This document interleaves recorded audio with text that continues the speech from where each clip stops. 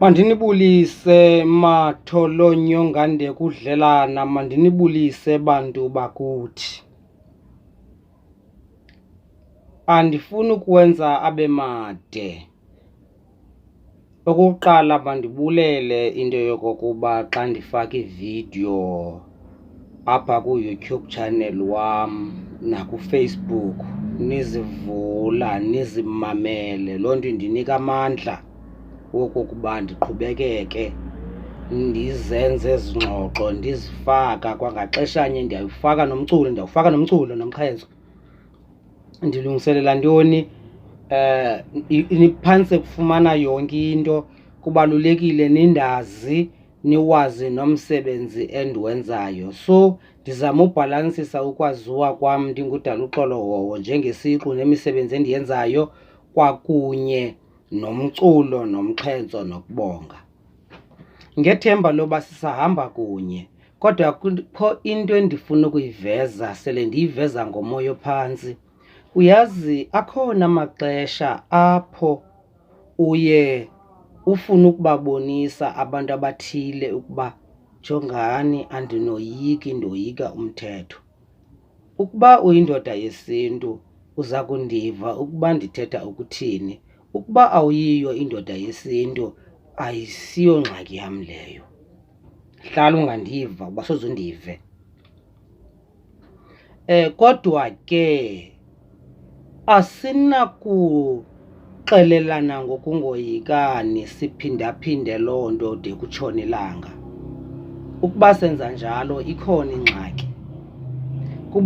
Kubalulekile nje ukukhumbuzana into yoba jonga ndoda, ndihlonipha umthetho andikoyiki.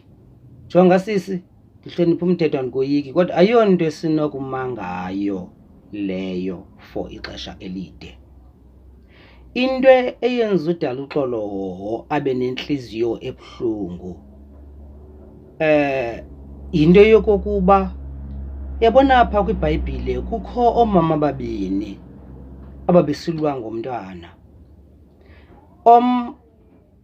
Ithi ukumkani, lo mntana mandimohlule phakathi, wena ufumane icala nalona afumane icala. Lo mntana ingengowakhe wathi kulungile. Lo umntana ingowakhe wanikezela ngomntana wakhe, wathi kunokuba ohlulwe phakathi kungcono athathwe ngulo. Uyabona ke ngomoya ophantsi ndingene kwa-SABC ndinesiqinisekiso saloo nto. Ndingene ndangumqashwa kwa-SABC kwi-advisory board, ndingomnye wabantu abancedisa ekubeni ukuba mazenziwe kanjani iinkqubo zaseRadio Xhosa from 1996 ingekabi ngomhlobo wenene. Ndasebenzisa ke amandla wam wokuba ngumcebisi eRadio Xhosa ukuthatha uDr Nokuzola Mndende ndifaka igama lakhe eRadio Xhosa. Elo gama lakhe phofu ndingasalifaki indim ndodwa ngoku, ndilifaka kunye nabantu benkolo kaNtu kuba kwakuhlaliwa iintlanganiso ngaloo maxesha. Yonke into edibene nenkolo kaNtu yayihlalelwa iintlanganiso ngaloo maxesha oo-96. Okay. Kukho ke into endifuna ukudlula kuyo phambi kokuba ndize kulaa ndawo ndithetha ngayo yabamama babini. Uyabona ke ngelaa xesha sasimane sihlala iintlanganiso zenkolo kaNtu, mna noDr Nozola Mndende sasingumtya nethunga.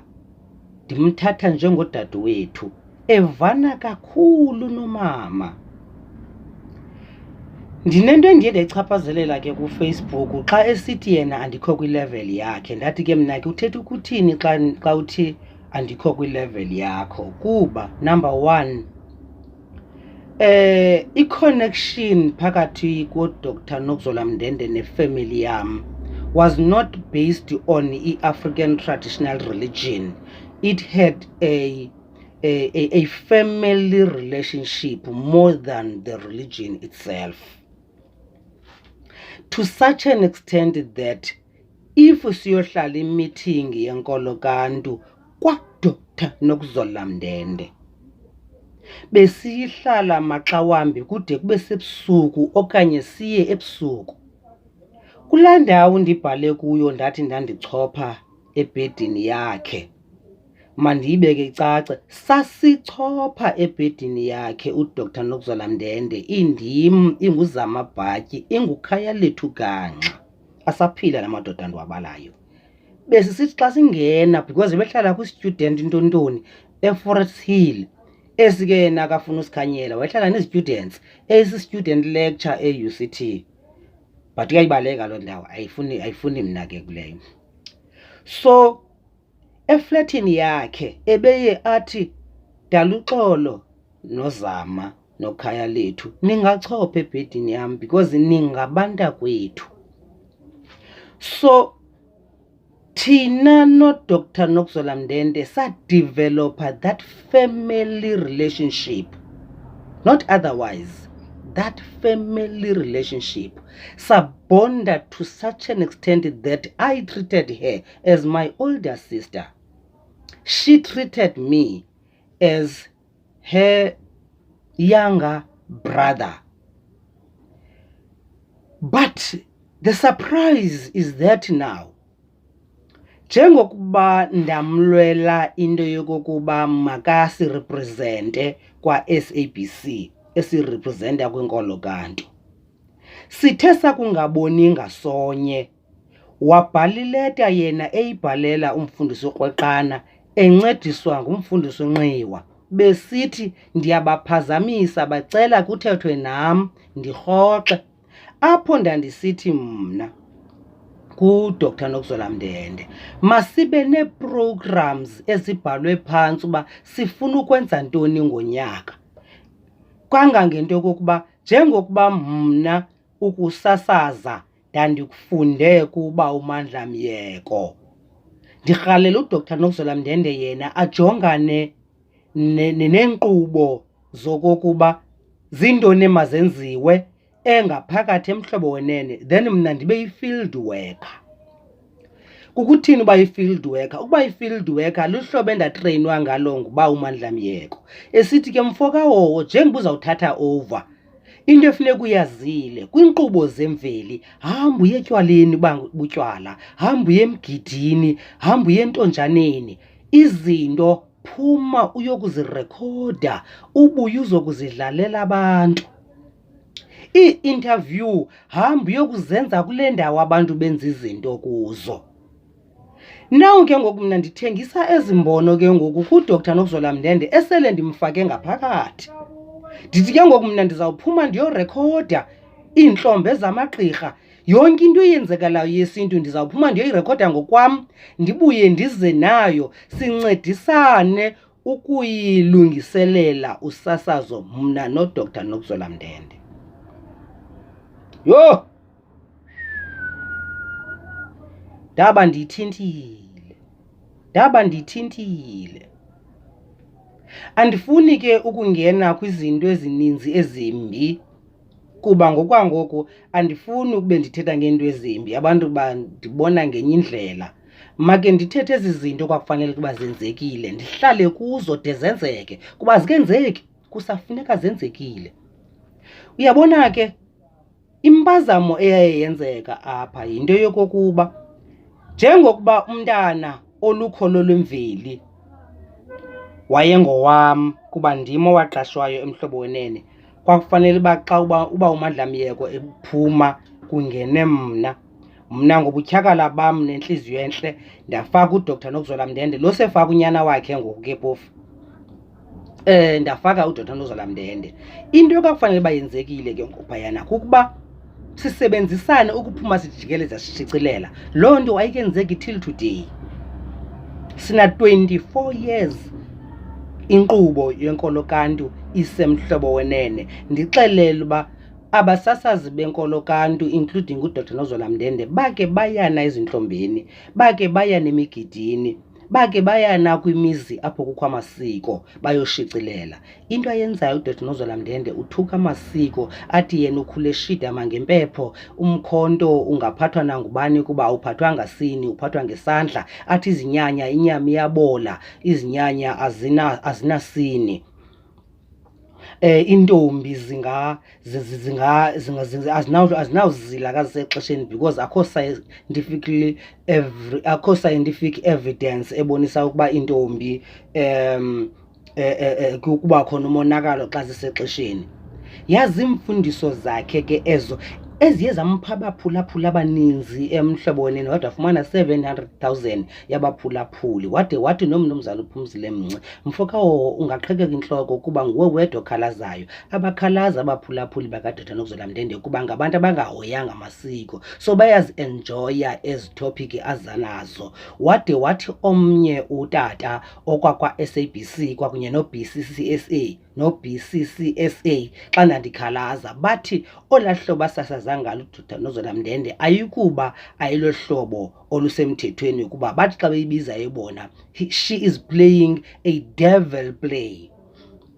A devil's play ngohlobo ke ebaye bayicacisa ngalo kukuba uthi xa usiza nesihloko ebantwini ube ngathi uyasiphikisa. Umzekelo ke xa uzawuthi umkhonto awubanjwa ngesini, ubanjwa ngesandla, udlala i-devil's play, bayibiza njalo. Yile ke ngoku mna ke ndiyiguqulayo ndithi i-devil's play xa usasaza inkolo ibubugqwirha. Bungena kule ndawo ke ubugqwirha. Ndide ndenza umzekelo ke ngoku ndithi umfundisi uFaleni soze athethe izinto eziphikisa ubuKrestu. Umama uRhweqana akazithethi into eziphikisa uKrestu because urepresenta bona. uNomonde evakalisa nomama uNomthunzi Vuza abazithethi izinto eziphikisa inkolo abayirepresentayo.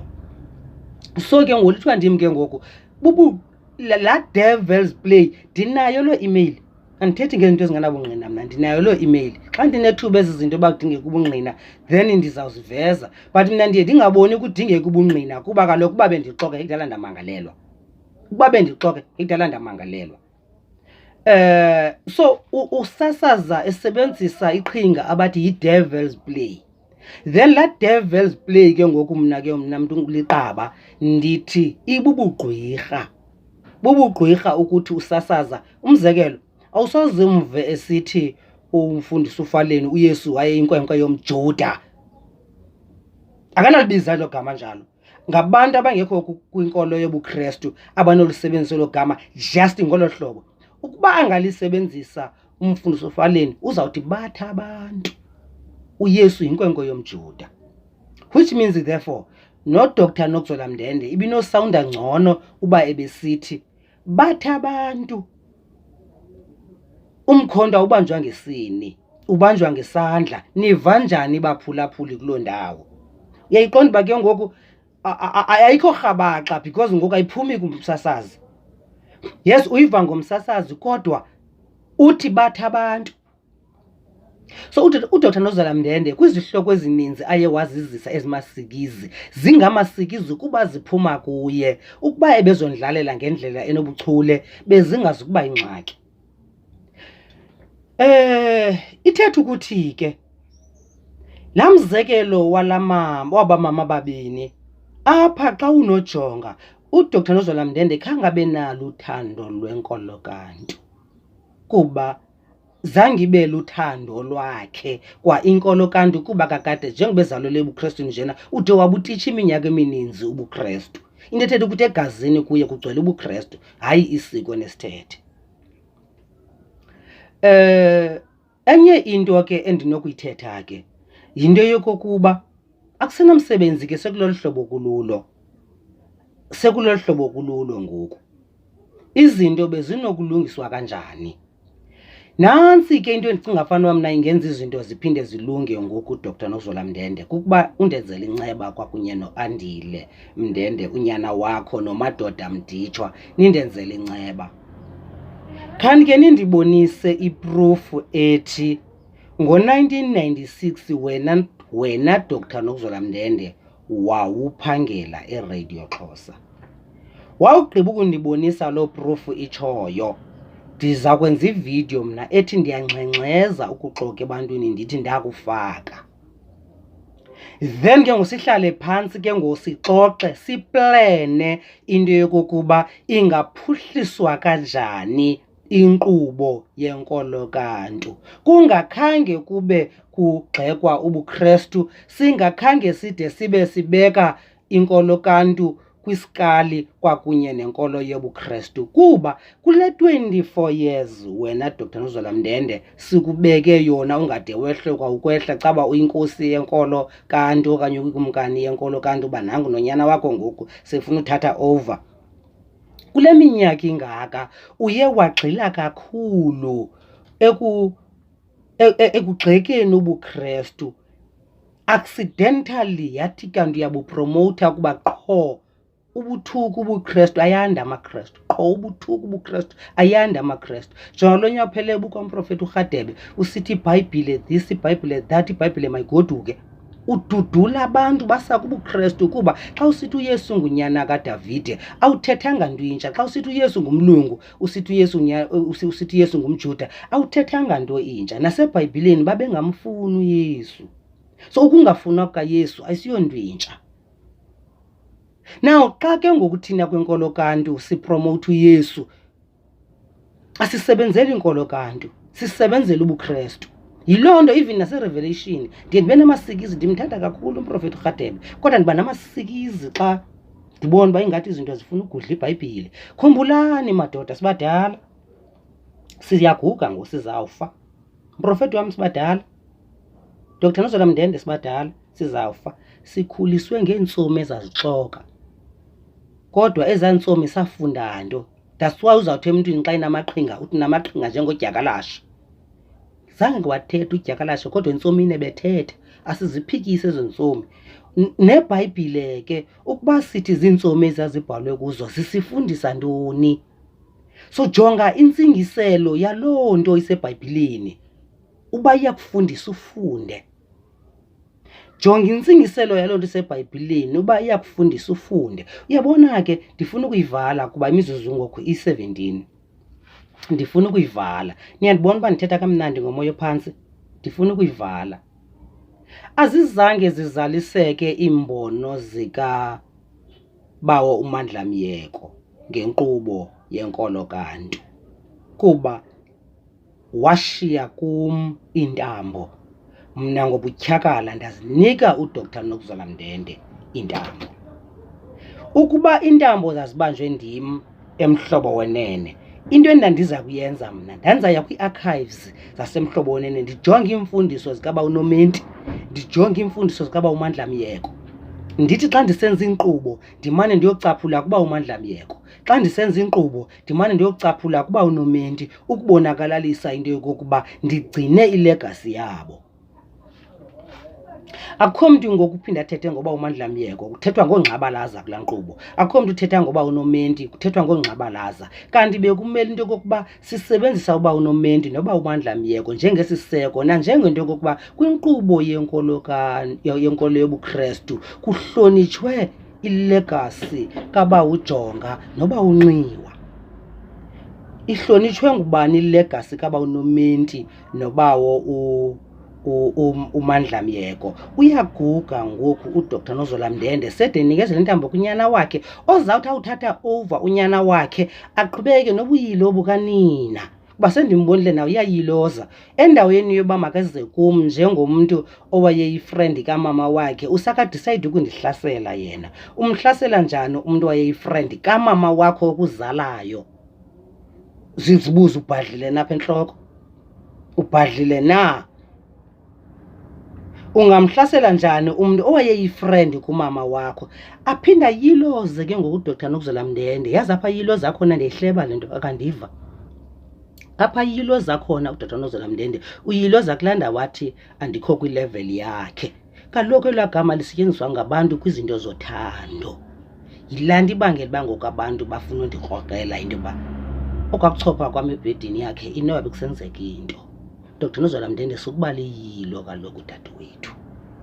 Nawe yilungise le nto endiyithethayo. Besitritana njengobhuti nosisi. Ndichophe ebhedini yakho okanye sichophe ebhedini yakho kuba sichopha kusisi.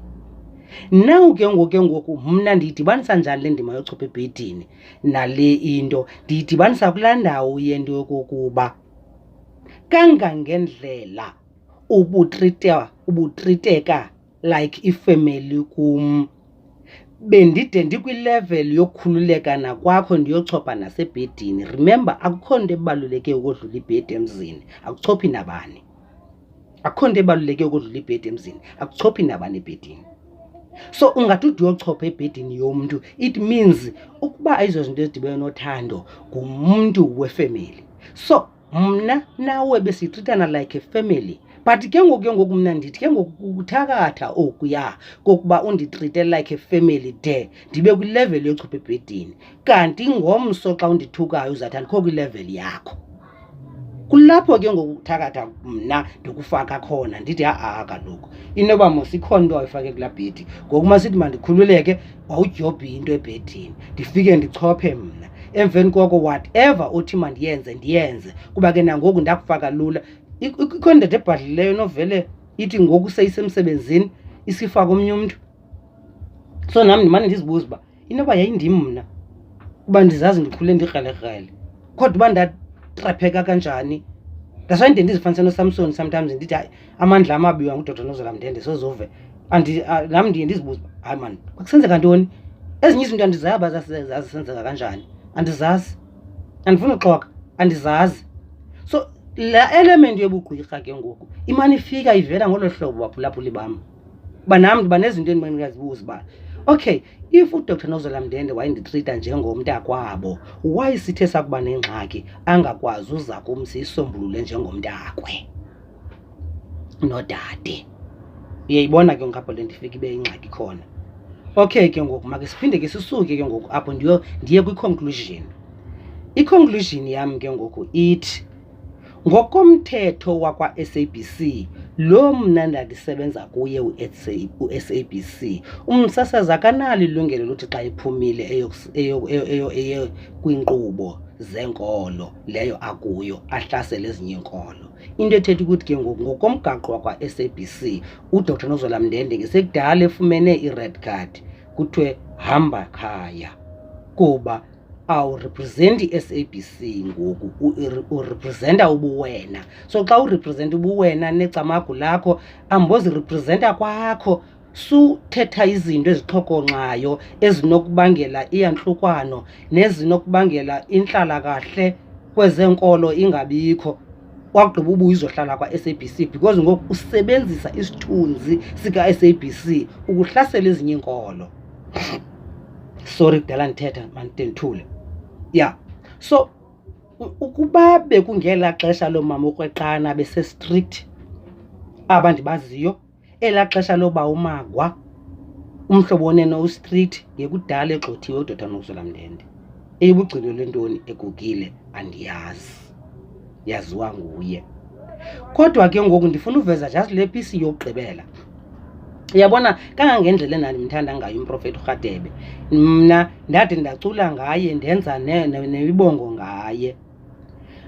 Bekumele uba ke ngoku uDr. Nozola Mndende uthe awuya kwamprofeti uRhadebe athi kumprofeti uRhadebe, kangangendlela endikuxhasa ngayo mprofeti wam ndizawudlala iingoma zakho enkqubeni yam, ndiza kukuthatha ndizokukuthethisa enkqubeni yam. Atrende ke ngoku esapota amasosha, esapota irevelation, esapota umprofeti uRhadebe. Why ezayawutrenda erevelation? Etrenda ngokuthuka ubuKrestu, atrende ngokuthuka abantu abangxabalazileyo. Don't you think utrenda rongo? Ingakumbi erepresenta umhlobo wenene no-SABC, aphinde otrenda kwiplatform erongo kwamprofeti uRhadebe. Yebo le nto endiyithethayo? Ezinye izinto aye azithethe mna umprofeti uRhadebe ndiye ndingazithandi, but ndiphinde ndithi kuba engumntu womoya ndiqonde uba noba bekufika umoya, kuba umntu womoya angayithetha nantoni na. uDr Nozola Mndende akangemuntu womoya, nawe uyambona ude azifunde izinto azithethayo to show ukuthi she planned it. And ndifuna uyicacisa before ndivale, Masosha, Mprofeti uRhatebe, Dr Nozola Mndende, ndifuna uyicacisa le ndawo before ndivale. Xa uthetha from the heart, you don't read. Once you read, it tells ukuthi uthe uphuma endlini wabe uplane ukuyohlasela amaKrestu. UMprofeti uRhatebe uthe ethetha phaa wawahlasela amaKrestu, ndiyajonga into yoba laa nto uyayifunda na. Ndawufumanisa uba akayifundi, ndibe nayo laa nto ithi inoba kuvuka umoya. And ndimxolele kuba ndinalaa nto ithi kuvuke umoya. Umoya ke uthetha athi amaziyoni uvuka uzapho uthanda khona. Ithetha ukuthi umoya uthetha apho uthanda khona. Now uDr Nozola Mndende yena uya kwindibano ezibhalela into ezazithetha. Ithetha ukuthi ke ngoku uthe ephuma endlini waya ezixelela uba ndizabafumana abangxabalaza, waye ezixelela uba ndizawafumana la maKrestu. Isisaphi loo nto? Xa ndiyivala, ama-Muslim amisa uMuhammad, ingathi nguye, ama-Muslim amisa uMuhammad endaweni kaYesu. Thina ziphi conference esinoxoxa kuzo into yokokuba endaweni kaYesu simisa bani? Then sonke ke ngoku siyazi ukuthi umuntu ongazuthetha ngaloo mntu, umzekelo uba simisa uNxele kaMakhanda, ngumzekelo loo nto wenzayo. Umntu kwiNkolo kaNtu ongathethiyo ngoNxele kaMakhanda, loo mntu akabhilongi kwiNkolo kaNtu. Ibe ke ngoku yisisikali esisisebenzisayo eso sokumjonga umuntu uba ukwiNkolo kaNtu no okanye akekho. uDr Nozola Mndende ngoyena usasondle ngeencwadi zakhe. Ufumaniseka into yoba hayi mani, inoba mhlawumbi uzama uba mayibe nguye ureplace uYesu. That's why ke ngoku xa ethetha uDr Nozola Mndende kwanda abantu kwelaa cala likaYesu, kuba ngoku abantu bavele bafuna utshuza uba okay, sitshuza bani phakathi koDr Nozola Mndende noYesu? Hayi mani, masitshuze uYesu. Then babalekile kuYesu abantu, kuba uDr Nozola Mndende abantu bathumela kuye, akabathumeli kubaprofeti bakwaNtu. Xa ndiyivala, kudala sindiyayivala ke, yeyiphi kanene ipoint ebendingaba ndiyayilibala? Yabona ndithetha kamnandi ndikhululekile. Yeyiphi kanene enye ipoint? Ndizama ukhawuleza ndicinge uba yeyiphi kanene enye ipoint endiyilibalayo. Enye into ke ndicinga fana into yokokuba masiyijongeni ngoku yinto yokokuba ukuba sithi sifuna ukulungisa ne, khumbula besendiyivezile laa ndawo into yokokuba mna ndinaso isatifiketi sokuqashwa kwam kwa-SABC ngo-1996. Uba uDr Nozola Mndende angaveza yakhe i-letter of appointment, then ndingamxolela ndithi no, ithe kanti ndiyaphazama, zange andigxothise. Wayendigxotha yena kuba wayenee-powers. So mna ndiye ndithi ke ngoku bukhona ubuthi awabusebenzisayo ukuba ingathi kanti njengoba wayefakwe ndim njena wakwazi ukundigxothisa kodwa yena akasebenzi emhlobo wenene, inoba wandikhupha ngobuthi. So zonke izinto ezidibene nongathi kunobuthi phakathi, if uyaziqaphela kule video ndibeka izizathu ezivakalayo. Yintoni ke ngoku emayenzeke ngoku usuka ngokubheka phambili? Into emayenzeke endiyicebisayo mna ngoku ukusuka ngokubheka phambili, make sizameni iconference apho siza kwenza isivumelwano sento yokokuba umuntu ozawuphinda ahlasele ubuKrestu ngoku simnqanda kanjani, kuba qho nibuhlasela ubuKrestu nandisa amanani wamaKrestu, nicutha amanani enkolo kaNtu. Jonga kuYouTube wam ndina 40 million views ezizi-followers. Amaciko wasikathi views nee-followers zohlukene. Uviewisa njani ivideo yam xa ungandifollowishi? So ndina 40 million views followers ku-YouTube channel wam, ndibe na 100,000 subscribers ku-YouTube channel wam. Umbuzo endizibuza wona, ukuba ndandilinikiwe ithuba emhlobo wenene ndaprodyusa inkolo kaNtu ngolu hlobo ndanditreyinwe ngalo nguba uMandla Myeko, le nto ndikwazileyo ukuyenza ku-YouTube channel wam ndalandelwa yi-40 million, inoba ngendenze abalandeli abangaphi emhlobo wenene, ndingalwanga nabuKrestu mna, koko ndipromowutha inkcubeko. Kuba uba uMandla Myeko wathi kum, xa upromowutha inkolo kaNtu upromowutha inkcubeko, kuba ngaphantsi kwenkolo ngokwasesintwini, kukho inkcubeko. So mfokawo uzupromote inkcubeko, and ku-YouTube channel wam ndipromote inkcubeko. Ina-40 million views ezi-followers zam. So le 40 million inoba ngendenze abalandeli abangakanani kwinkolo kaNtu emhlobo wenene ukuba bendilinikiwe ithuba elifair lokuzisa ezi skills ndinazo. Yeke into yoba ndithi ndinabalandeli abangaka, uDr Nozwela Mndende inoba na-1000 followers ku-YouTube abe na-300 yabantu abazi-subscribers, kodwa unyana wakhe senje ukuthi nakulaa nkqubo isemhlobo wenene una-700,000 uDr Nozwela Mndende. Bangaphi o-700,000 ku-40 million? Kodwa unyana kaDr Nozwela Mndende usenesibindi sobhala kuFacebook endibonisa uba mandenze ntoni ukuze ndiphumelele. Thetha uba akayiboni uba ndiphumelele xa ndilandelwa ngabantu abayi-40 million. Inoba uphilile lo mfana. Mna ndicebisa ubathathu asiwe noba kusendimangeni ahambe ojonga ingqondo, because kaloku xa endiprovoka ndandivana nomama wakhe undidrayivela kwi-situation apho ndinozibona ndiphelele ejele, and asiyo nto intle loo nto leyo. Umama uyakhala kakhulu. I'm trying by all means uba ndihle, kodwa ke wandichana umama, because kaloku nangela xesha loo 97 wathi xa endithuka uDr Nozwela Mndende sithi uyandiqalekisa ndawurhubuluza, endithuka phambi komama. Wathi umama wam, mntanam uzawulimala. Nangoku sendigugile namama ingathi ndingalimala. Noko noba ndingalimala mos ngoku hleli kade noko ndibutyile ubomi nje. Yeke into yoba ndimhle, and I think ndimhle man, ndifuna uyivala le video. I think ndimhle because abantu ngeke bayiqaphele uba ndi-over 53 years. Ndike ndabona enye idyongwana isithi ndina-35 ndabe ndiqonda uba yo shem.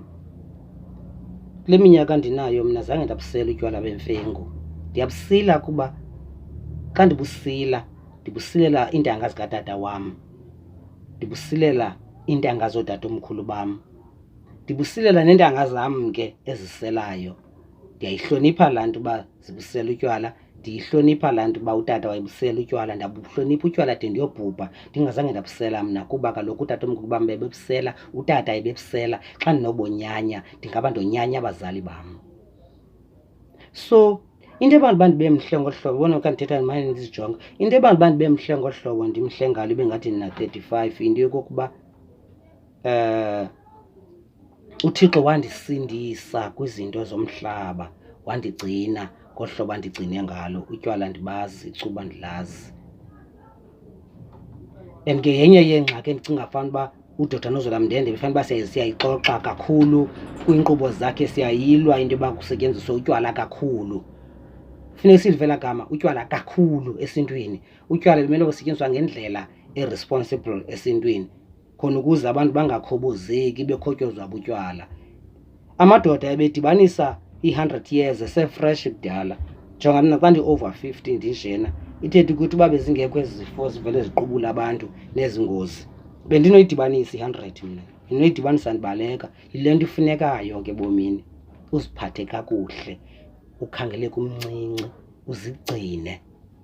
Ndisengumfana ngolu hlobo ndingalo, ndingayidibanisa i-100 kuba ndizigcinile. So kwinkolo kaNtu masifundise ukuzigcina, sibe yimizekelo. Suthi kuba ugxothwe ebuKrestwini uqhubeke kusilwa nobuKrestu usenza i-revenge. No, waxolela amaKrestu. Icawa ukhonza kuyo yixolele. Uthi ndandikhonza kulaa cawe ndiyixolele, ngoku ndisebenzela amanyange. Uzawubona izinto zizawulunga.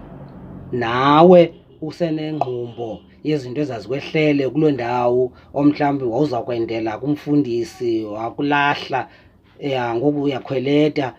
Xola man, xola, xola, xola, xola. Nam sendide ndaxola Dr Nozwela Mndende, kuba noko ndibenzile abalandeli, sendibhatalwa nobhatalwa nguYouTube ngoku, akusafani noko, ikati isukile eziko. So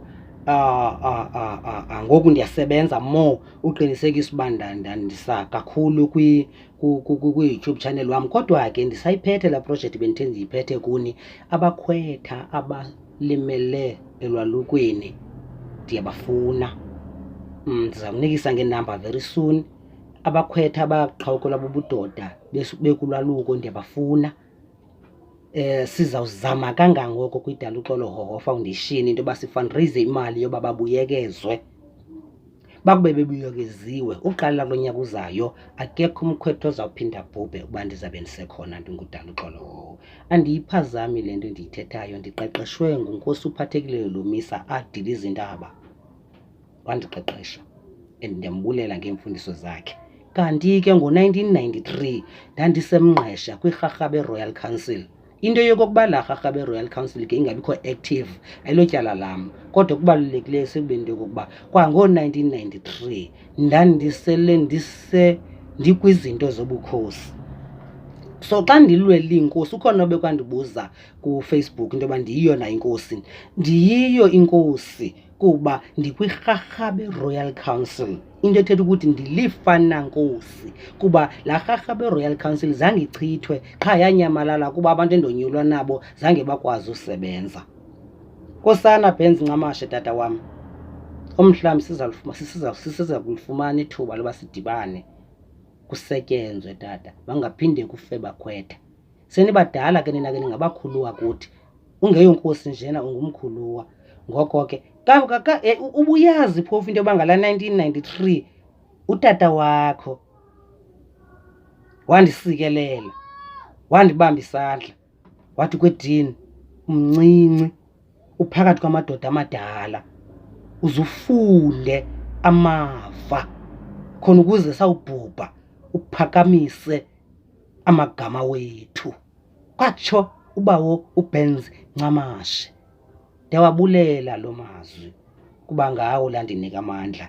Umhlawumbi naba balandeli bangaka abanyakazelayo kwitshaneli yam ngaloo mazwi enkonde esiswenye. Mandime mawethu, omhlawumbi ndithethe kamnandi. Khani nixelele niva kanjani na Camako?